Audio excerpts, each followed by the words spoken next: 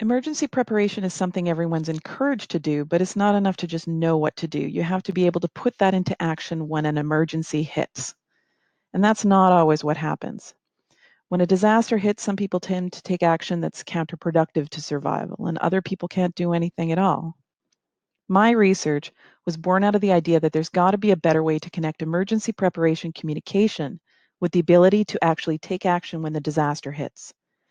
I wanted to know if you could use communication tools such as virtual reality to help people conduct a type of mental rehearsal of a disaster and practice survival action. When I began to look at this research, I realized there were a lot of questions from a lot of different areas I'd need answered. And I'd have to look to psychology, neurobiology, sports, emergency preparation, visual communications, and virtual reality. So I ended up doing an integrative literature review, which gathered all the research from these disciplines and used it to come up with a more complete picture of what's going on. So what did I find?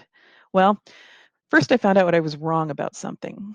I began the research with a very common assumption that most people panic in an emergency, even to the point of sometimes freezing in a kind of total paralysis. And some people do panic, some people do freeze. But overall, individual reactions are varied, and it depends on a lot of internal, external, and contextual factors.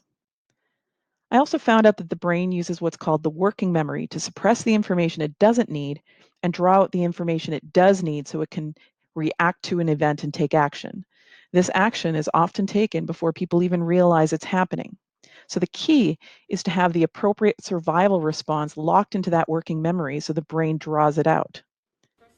Mental rehearsal can be used to create that appropriate response in the working memory, and visual communication tools which connect more directly to the brain, especially immersive ones like virtual reality, can be that rehearsal mechanism that immerses people in a mock disaster situation so they can practice appropriate response. I think the largest limitation to this type of research is that there's really no way to know if it would work in that type of extreme situation until such a situation occurred in reality.